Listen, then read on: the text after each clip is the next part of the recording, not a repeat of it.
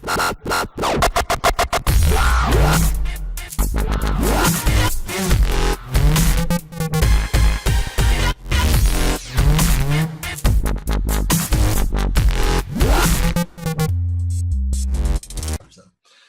this is Christian Buckley doing another MVP Buzz Chat, and I'm here with Eric Riz. Eric, hello. Hello, Christian Buckley. How are you, sir? I'm doing well. You know, one thing I was thinking as I was out walking the dogs this morning about what to add in there. And what I'd like to do maybe on the screen here is, so I do often think about this very Seinfeldian moment of the Wiz. And I think, you know, Eric Riz needs to kind of pick up the Wiz whole movement, the walk. You know who I'm talking about? I don't, but I'm sure I can figure it out pretty quickly. And I do find that very interesting because you actually don't have any dogs that you were walking this morning. Yeah, I did. Oh, okay. I have 2 dogs. Did you not know that? No. Do you even know me anymore, Eric? What's gone wrong? No. Yeah, too small. We're like 2-3 months away from being empty nesters. We're replacing children with emotionally needy dogs. Excellent. Yeah. Excellent. So it's really a 1-on-1. Yeah. So I'll put something up there because the Wiz was in 1 episode or 2 episodes of Seinfeld, and with I'll do like the dreamy eye pose. I can find the picture that I'll be pointing at it right now, and then of course he does his "I'm the Wiz." You know. So anyway, I just think you should, as you walk into rooms, do his walk. Go look it up.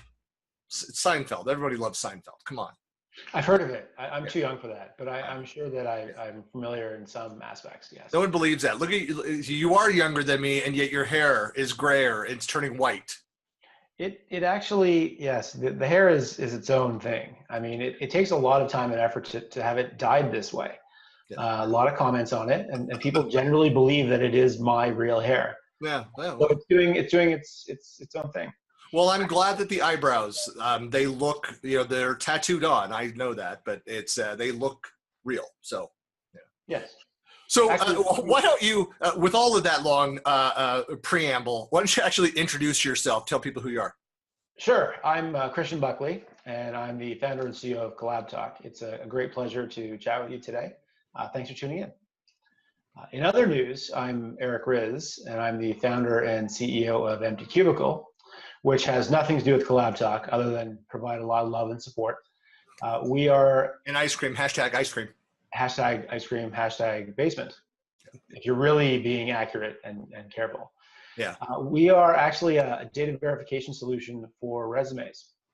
So we are bringing verification to a very old practice that is review of resumes. And it's a big data, machine learning, algorithmic play to verify content.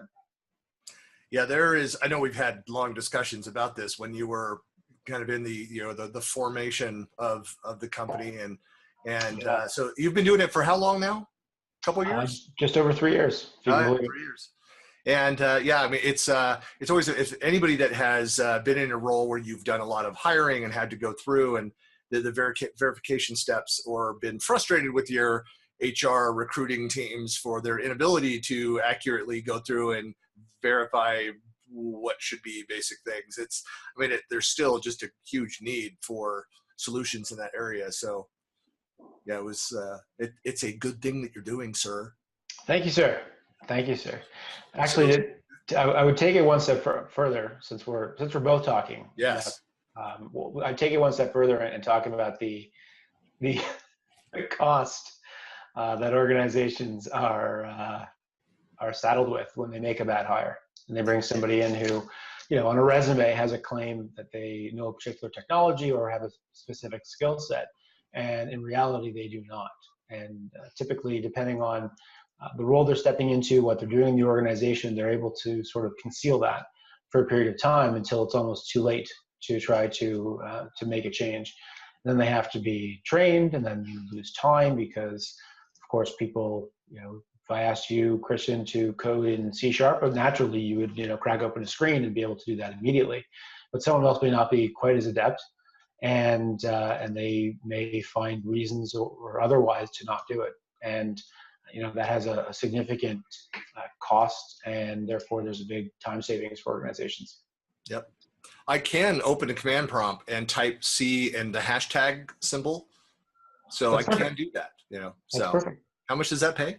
And you actually knew that it wasn't SHARP, which is even more important and impressive. You're hired. Congratulations. Yeah. Thank you. And so how does all of this apply to or does it? Is there any relevance whatsoever with the Office 365 Office servers and services area? Or are you just wasting our time here, Eric? There's all kinds of connections. We can go into that in another edition of the Christian Buckley Daily here. But yeah, we need to do actually a digital sack lunch where we need to walk through and you demo stuff and we talk about it. And that, because that area, again, having worked within, I've been in collaboration space, as since the mid 90s and involved in a bunch of different technologies. It was in project and portfolio management solutions for a number of years, and back for about a decade when I originally went out and started doing consulting, was helping organizations build out PM organizations, formal PMOs, governance structures within operations and IT organizations. Mm-hmm. And so having done a lot of hiring and firing for clients for my own companies around this, and I've seen and having lived in the whole startup world in San Francisco Bay Area in the late 90s and early 2000s, and saw some great techniques, and there were books written at the time around how the traditional interview method is just broken, and it's not bringing back the results. And it's just a really fascinating space, for one. And then there's a lot that can be done on the technology side to tie some of that crowdsourcing aspects back into that process as well. But correct. Anyway. Correct.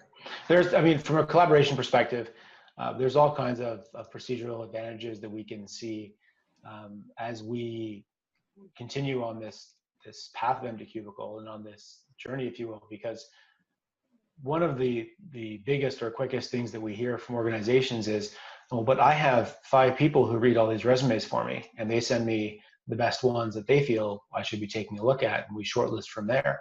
So if I use your friends and family. Sorry? I said the friends and the family. Those are the shortlist. Yeah. Exactly. Right. Exactly. Yeah. So if I they're on the top of the pile. But if I was to use your product, what would all these people do? And then you start to build out this case for procedural effectiveness and actually do other things that requires HR in the organization. So, it's kind of amazing the reliance we have on the need for individuals and procedural inefficiency. And something that we do as an organization is speed that up just by using the product. You don't have to do anything else. Right. Just go to emptycubicle.com, sign up, upload a job post, and see what comes back. And that's where we start and finish. We know where we play. So that is there's I'm not just like trying to find a connection kind of thing. There's a parallel with around a lot of where discussion is going around the technology side is that we need to stop. And that's one of the huge benefits of moving to any technology platform to the cloud, is where you get out of the business of managing servers, and that's your job, is maintaining servers, and right. Instead helping optimize the service of what you're actually trying to do. It's so freeing people up from talking about technology to talking about the business solutions that are why you deployed the technology in the first place. That's right. And so that's been plaguing that area within corporate world for a long time. Yeah, 100%. And as an entrepreneur and as a career consultant, like we all do in the Microsoft space, we have conversations about, I have a client who's doing this, and then you get 10 people who provide responses to what they should do, which is really interesting considering there's only 5 people in the conversation. But it's almost become difficult to not try to consult with clients who bring us something and say, here's what we did, and this is really great. How can we change this, or how can we modify this process? And you have to sort of take a step back and say, we don't really do that anymore. I'm sorry. Yeah. So there's other opportunities for collaborative tools and other comprehensive communication or team type, if I can use the team word, types of team sites, which can be spawned out of this, where people can communicate on the information, especially on the resumes. And yeah, it's been a few years, but the future for us is very bright because there's so many different things, so many different ways we can connect back to the technologies that you and I both love so much. I was just thinking of how in your example, like I just had, like everybody on LinkedIn, I get, a couple recruiters a week, that will ping me about, hey, would you be interested in? And usually they're of roles that I are not me at all. I'm not a developer, and they'll reach out and, hey, SharePoint. That's all that they saw, Oh, yeah. And just these kinds of people. There needs to be some kind of blacklisting mechanism within LinkedIn around those people. Like, here's somebody who doesn't know how to read, apparently, as a profile. I always like to try not to be a jerk about it, but a little bit of a jerk, and we'll get back and say, what is it about my profile that you saw that made you interested that I was the right developer for this work? And I usually don't hear back from them, so that's good. Well, it's usually because they're not a real person. Well, that's the other thing. Yeah. But it's I mean, I think there needs to be that more of these kinds of tools. I don't know, the discussion for you when Microsoft buys you and integrates you into LinkedIn, but more of that kind of automation. I know, and shouldn't have said that, although we're taking bets on the time frame for it now. But it is actually, here's a question for you. So going back to this of my time in startup community in the San Francisco Bay Area was some of the way that the traditional method of that interview cycle, there's good and bad things about the way that like Microsoft does it, where they bring somebody in for an entire day. You Right. go through with certain members of the team, kind of move up the chain. You end up with the hiring manager, the skip level, your manager's manager interviews you, the last one, and they all have to sign off. They all have to say yes. Anybody says no, it can end that. The other thing is that if there's a really strong candidate that other groups, other organizations can see that your profile's in the system and want to interview you. And there's good things about that, where it's looked at as kind of a collective, almost kind of a Microsoft hire versus just that team. So there is the potential to get like multiple offers. It's a heck of a day on that individual, and usually will be multiple full day interviews like that. But that's not practical for all other companies to do that. What are some things that you've seen that have been effective in improving like that process? The process itself is, I mean, it's a funny thing about HR and process, generally speaking. Everyone believes, particularly with larger organizations, that they have this custom, amazing process that they have built for hiring, and they've had no failures, and everyone's been amazing and a vital part of the organization. And of course, that just isn't the reality. So, ideally, of course, we want companies to use the Empty Cubicle product to never have to receive and then review hundreds or thousands of resumes, depending on what the organization is. If you're dealing with Facebook, you can imagine how many resumes they get per open role. Now, it may not be, obviously a different experience for a mom and pop's insurance company that has 4 clients, but the larger the organization, the more the need to automate a very straightforward process. Now, when you look at Microsoft's process, they're very unique, but I would flip that over and talk to the cost side of it, which is saying you've got 5, 6, 7, 8, 9, 10 people who you are bringing in at different periods of time over a day. So call that 8 hours of time. But if you're bringing in a CVP, or you're bringing in some senior people to meet this individual, first of all, nobody wants that person to be the one to find a credibility deficiency on their resume. Right. So tell me about your experience with .NET, and right. the person goes wide-eyed and suddenly you have this issue. So in those types of organizations, I would speak to not just the procedural efficiency and what can be gained, but just the cost consideration. Right.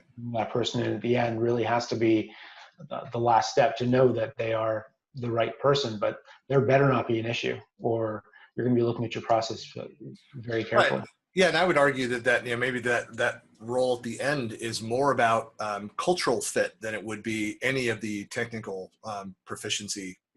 Early on, that would be to your point. That should be qualified or shut down at the hiring manager before it goes to an executive around that type of role. But there's one of the things that one of the companies that I worked for that had a nice cycle as far as the time, they only did interviews on Fridays. Yes. And so that was one way that they were trying to reduce the chaos, and there's so much that was going on. And, right. But then they had this model where you knew that you're trying to get stuff done. And I mean, how Fridays are for everybody. And there's, especially if it's a Friday at the end of the month, where you're rushing to get stuff done and work with these different teams, but everyone's required to put, at least a couple hours of their time in on multiple candidates, coming through, sure. Even more so if it's your organization that's hiring. But then we also mixed it up where we had, one of them was like one-on-one. There were some where there were multiple people sitting around doing an interview.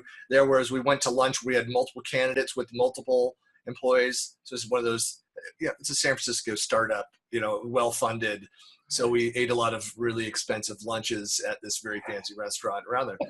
But and then had like the one more one-on-one, and then they had like Friday drinks like out on the balcony, down at South of Market in San Francisco, and it was just a great experience for go through all of that. Even if they didn't get hired, they generally had a good experience there in that right. process. But by seeing people within those different lights, being able to see how they interact with other potential peers or other candidates that they're battling for this one open position, but also the different types of interactions, the personnel interactions.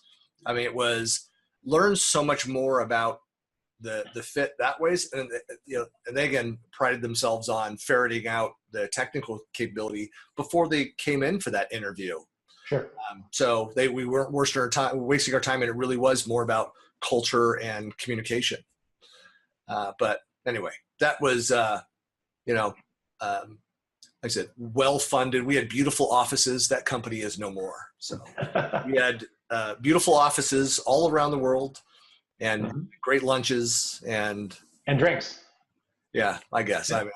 And how were those drinks, Christian? Yeah, I had my Diet Cokes. Yeah, it was great. Exactly. Diet water for you, sir. Yeah. So, well, very cool. Well, so how long have you been an MVP now? It will be 6 years, July. Okay.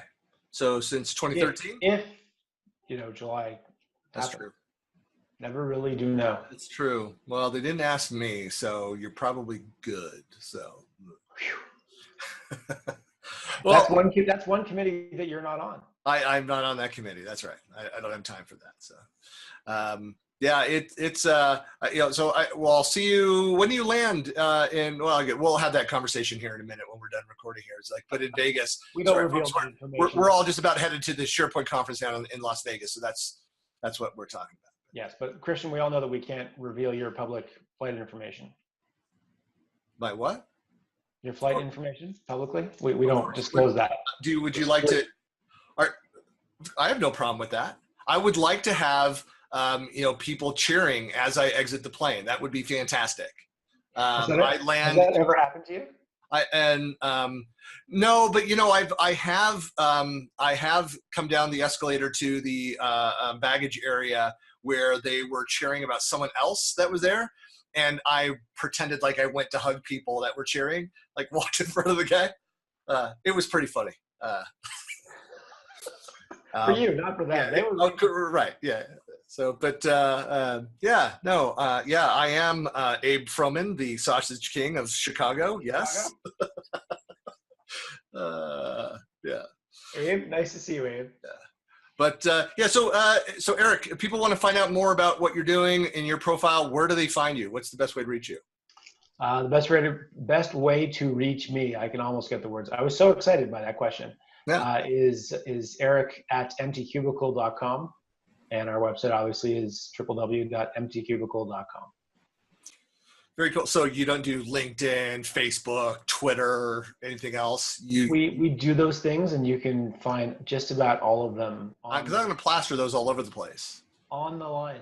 Oh yeah, of course. All on the line. Yes. Thank you. Eric, it'll be great. We'll see you here in a couple days. Looking forward to it. I know you were not going to be there as long, but we'll at the very least hang out Sunday evening after your workshop. So Definitely. Diet Coke's on me. yeah.